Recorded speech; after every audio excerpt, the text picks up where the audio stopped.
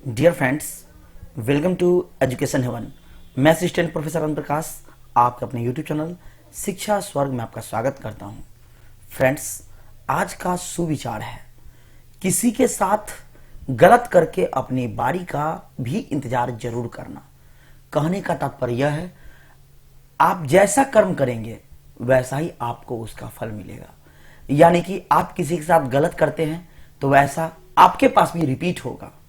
तो फ्रेंड्स, नैतिकता बनाए रखिए, मानवतापन अपने अंदर रखिए और यही आपके विकास का एक, तरक्की का एक रास्ता है। फ्रेंड्स, मैं आपको आज के इस वीडियो में क्लास 12 का बायोलॉजी यानी जीव विज्ञान का प्रथम पाठ का सभी महत्वपूर्ण सब्जेक्टिव प्रश्न बताऊंगा। ऐसे प्रश्न जो आपके एग्जाम में आने की संभावनाएं बनी रहती है हमेशा, और ऐसे ही प्रश्न मैं बताऊंगा इसमें जो आपके एग्जाम में कई बार पूछ चुके हैं। तो फ्रेंड्स, यदि आपने मेरे चैनल को सब्सक्राइब नहीं किया तो सब्सक्राइब कर ले और बेल आइकन दबा दे ताकि आने वाले वीडियो की नोटिफिकेशन पहले आपको मिल सके। जैसा कि मैंने बताया आपको, बिहार बोर्ड इंटर एग्जाम यानी क्लास 12 का जीव विज्ञान का लघु और दीर्घ उत्तरीय प्रश्न देखेंगे। तो आपका चैप्टर कौन है? आपका चैप्टर है जीवों में जनन, जो कि आपका पहला पाठ है। तो चलिए शुरू करते हैं आज का प्रश्न। तो समय की पाबंदी है, इसलिए मैं आपको विस्तार से नहीं, सिर्फ प्रश्नों के आंसर बताऊंगा। तो चलिए शुरू करते हैं। जीवों में जनन क्यों अनिवार्य है? मोस्ट पीवीआई प्रश्न है आपका यह। जीवों में जनन क्यों अनिवार्य है? जनन जीवों का एक अति महत्वपूर्ण लक्षण है। यह एक अति आवश्यक जैविक प्रक्रिया है जिसके द्वारा न सिर्फ जीवों की उत्तरजीविता में मदद मिलती है, बल्कि इससे जीव जाति की निरंतरता भी बनी रहती है। क्या बनी रहती है? जीव जाति की निरंतरता जो है यह बनी रहती है। जनन से जीवों की संख्या बढ़ती है। जनन से क्या होता है? जीवों की संख्या बढ़ती है। जनन एक ऐसा माध्यम है जिसके द्वारा लाभदायक विभिन्नताएं एक पीढ़ी से दूसरी पीढ़ी तक स्थानांतरित होती रहती है, यानी बदलती रहती है। अतः जनन जैव विकास में भी सहायक होता है। इन समस्त कारणों के आधार पर कहा जा सकता है कि जनन जीवों के लिए अति आवश्यक है, यानी कि अनिवार्य है। चलते हैं अगले प्रश्नों की ओर। क्वेश्चन नंबर 2, द्विखंडन एवं बहुखंडन में अंतर स्पष्ट करें। आंसर क्या होगा? द्विखंडन व बहुखंडन में निम्नलिखित अंतर है। द्विखंडन, इसमें दो संतान की प्राप्ति होती है। द्वि यानी कि दो संतान की प्राप्ति होती है।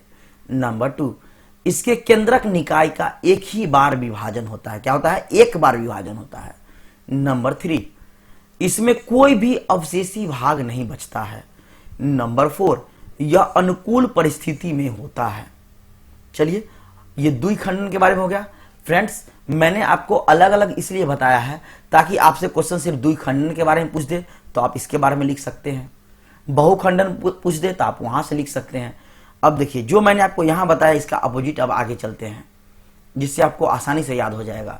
बहुखंडन, इससे कई संतान की उत्पत्ति होती है। द्विखंडन में क्या था? दो संतान, इसमें बहुत यानी कि कई संतान। नेक्स्ट, नंबर 2, इसमें केंद्रक निकाय का बारंबार विभाजन होता है। नंबर 3, इसमें अवशेषी भाग शेष बच जाता है। नंबर 4, यह अनुकूल तथा विपरीत दोनों ही परिस्थितियों में होता है, जबकि मैंने आपको द्विखंडन बताया अनुकूल में, और इसमें अनुकूल और प्रतिकूल यानी विपरीत दोनों ही परिस्थितियों में जो है बहुखंडन होता है। चलते हैं अगले प्रश्नों की ओर।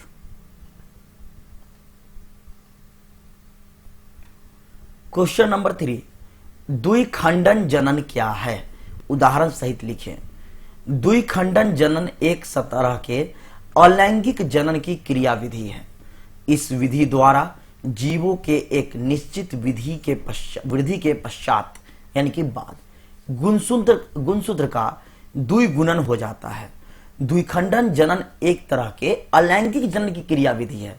इस विधि द्वारा जीवों के एक निश्चित वृद्धि के पश्चात गुणसूत्र का द्विगुणन हो जाता है।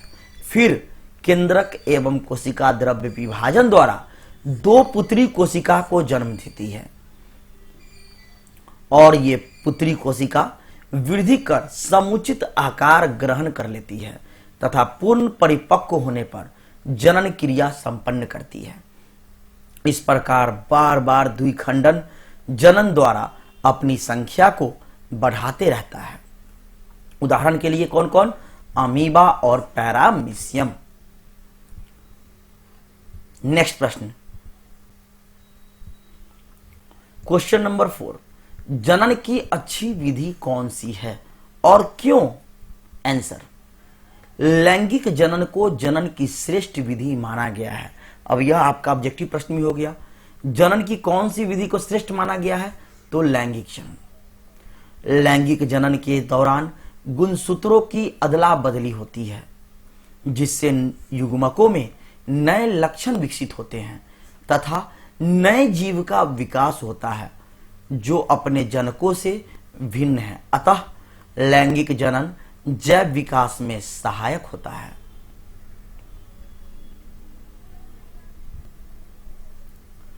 लैंगिक जनन द्वारा जीवों के जीवित रहने के अवसर अधिक होते हैं क्योंकि आनुवांशिक विभिन्नताओं के कारण जीव अधिक क्षमतावान होता है। लैंगिक जनन से जीवों की संख्या भी बढ़ती है। अतः लैंगिक जनन ही जनन की श्रेष्ठ विधि है, यानी कि अच्छी विधि है। नेक्स्ट,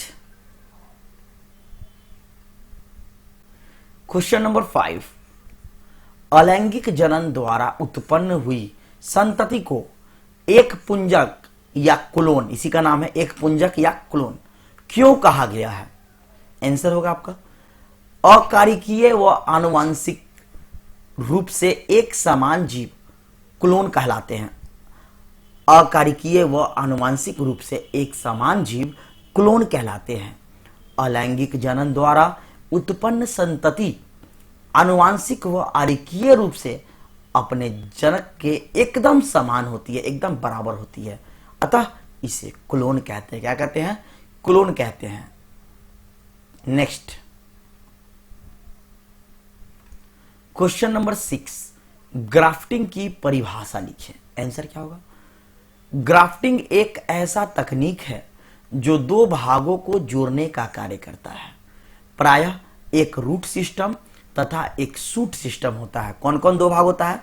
एक रूट सिस्टम और दूसरा शूट सिस्टम, जो दो अलग अलग पौधों का भाग होता है जिसे आपस में कलम बांधकर मिलाया जाता है जिससे एक कंपोजिट पौधा तैयार होता है और इसका प्रयोग कैम्बियम युक्त वुडी प्लांट्स में ही होता है जिसे हम ग्राफ्टिंग कहते हैं। आप जानते हैं आजकल एक ही पौधों से जो है एक पौधे में कोई दूसरे पौधे को लगाया जाता है और आसानी से यह काम किया जाता है, जिसे हम ग्राफ्टिंग के नाम से जानते हैं।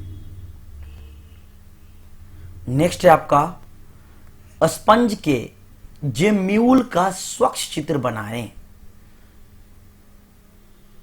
तो ये रहा आपका जेम्यूल, देखिए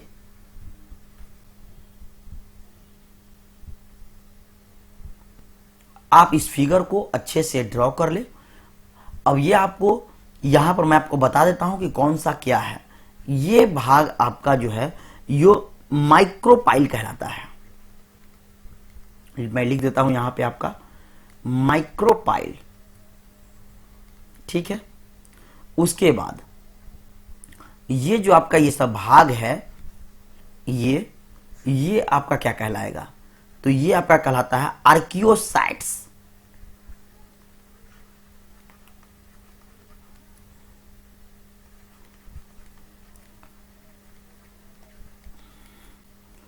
और ये जो आपका भाग है ये इसको बोलते हैं कांटीय सूल।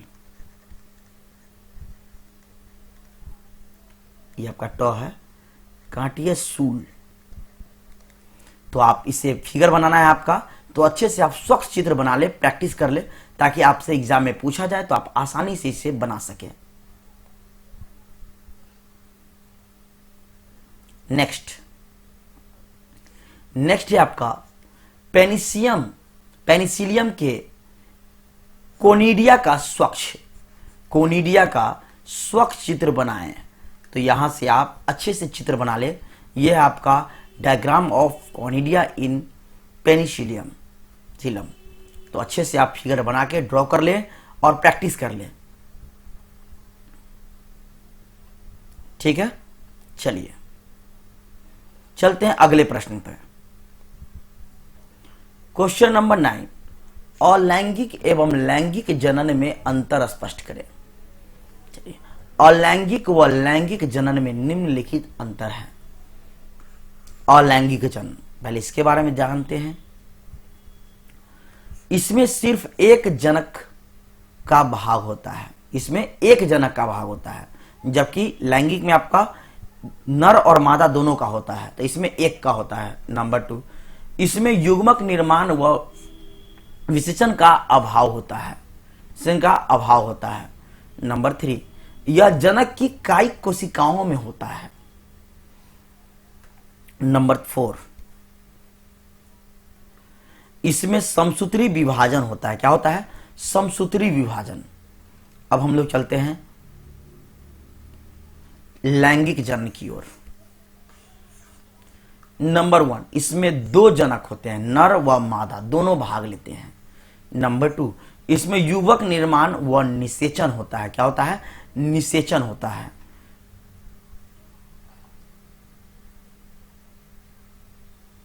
यहां आपका निषेचन होता है। नंबर 3, यह जनक की जनन कोशिकाओं में होता है। नंबर 4, इसमें अर्धसूत्री व समसूत्री दोनों प्रकार के विभाजन होते हैं। नेक्स्ट प्रश्नों की ओर चलते हैं। नंबर 10, कायिक प्रवर्धन से आप क्या समझते हैं? उदाहरण सहित लिखें। कायिक प्रवर्धन जनन की ऐसी विधि है जिसमें पौधे के शरीर का कोई भी कायिक भाग प्रवर्धक का कार्य करता है तथा नए पौधे में विकसित हो जाता है। मातृ पौधे के कायिक अंग जैसे कि जड़, तना, पत्ती, कलिका आदि से नए पौधों का पुनर्जनन होता है। कायिक प्रवर्धन कहलाता है। उदाहरण, आलू के कंद में उपस्थित पर्वसंधियां कायिक प्रवर्धन में सहायक होती है। पर्वसंधियों में कलिकाएं स्थित होती है तथा प्रत्येक कली को नए पौधों को जन्म देती है। नेक्स्ट, क्वेश्चन नंबर 11, बाह्य निषेचन क्या है? इसकी क्या हानियां हैं? आंसर क्या होगा? निषेचन की क्रिया जब शरीर के बाहर होती है तब इसे हम बाह्य निषेचन कहते हैं। अतः इसे सफल बनाने के लिए नर तथा मादा युग्मक बड़ी संख्या में उत्पन्न करना पड़ता है। चूंकि ये संतति बाह्य वातावरण में विसर्जित होकर रहते हैं, इसलिए इनकी संतानों को शिकारियों द्वारा खतरा बना रहता है, जिससे इनकी उत्तरजीविता पर खतरा बना रहता है। यह इसका हानिकारक पहलू है। नेक्स्ट, क्वेश्चन नंबर 12, मध चक्र तथा ऋतुस्राव चक्र में क्या अंतर है? तो मध चक्र और ऋतुस्राव चक्र में निम्नलिखित अंतर है। चलिए, मध चक्र नन प्राइमेट मादा स्तनधारियों में पाए जाने वाले चक्र को मध चक्र कहते हैं। जैसे कि गाय, कुत्ता, हिरन, चूहा आदि में मध चक्र में पाया जाता है ये सब। इसमें मादा के अंडाशय एवं जनन वाहिका में चक्रीय परिवर्तन होते हैं ताकि वे नर के साथ संभोग कर सके। ऋतुस्राव चक्र, इस प्रकार का चक्र यदि प्राइमेट स्तनधारी में होता है तो इसे ऋतुस्राव चक्र कहते हैं, जैसे कि मनुष्य, बंदर आदि। चलते हैं अगले प्रश्नों की ओर। क्वेश्चन नंबर 13, जनन क्या है? जनन वह प्रक्रिया है जिसमें जीवों द्वारा अपने संतान उत्पन्न करने की क्षमता होती है। यह किसी भी जीव का मूलभूत विशेषता है। इसके द्वारा आनुवांशिक पदार्थ का संवहन पीढ़ी दर पीढ़ी होते रहता है। नंबर 14, युग्मक जनन एवं भ्रूणोद्भव में अंतर स्पष्ट करें।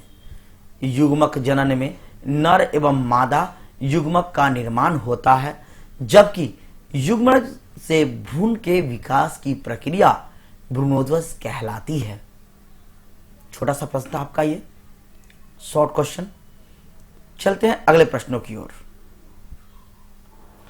और आज का आपका आखिरी प्रश्न इस वीडियो का, नंबर 15, अलैंगिक जनन द्वारा बनी संतति लैंगिक जनन द्वारा बनी संतति से किस प्रकार भिन्न है, कैसे अलग है? आंसर, अलैंगिक जनन द्वारा उत्पन्न संतान आनुवांशिक व संरचनात्मक रूप से जनक के द्वारा समान होती है, अर्थात अपने जनक का क्लोन होती है। इसके विपरीत लैंगिक जनन द्वारा उत्पन्न संतान आनुवांशिक रूप से जनक से भिन्न होती है। तो फ्रेंड्स, मैंने आपको चैप्टर 1 में 15 प्रश्न बताया, इससे बाहर आपका एक भी प्रश्न नहीं आएगा। मैंने उन प्रश्नों को बताया है जो आपके एग्जाम में या तो पूछे गए हैं या फिर काफी इंपॉर्टेंट है, पूछे जाने की संभावना है। तो फिर मैं आपको नेक्स्ट वीडियो में अगले चैप्टर को बताऊंगा। फ्रेंड्स, मैं आपके लिए इस तरह की बेहतरीन वीडियो लगातार उपलब्ध कराते रहता हूं ताकि आपको इसका लाभ मिल सके। यदि आपको मेरा वीडियो पसंद आता है, हेल्पफुल लगता है आपको, तो अपने दोस्तों के साथ फेसबुक, व्हाट्सएप पे शेयर करें, वह मेरे चैनल को सब्सक्राइब जरूर करें। फिर मिलते हैं नेक्स्ट वीडियो में, तब तक के लिए धन्यवाद। Thank you for watching this video.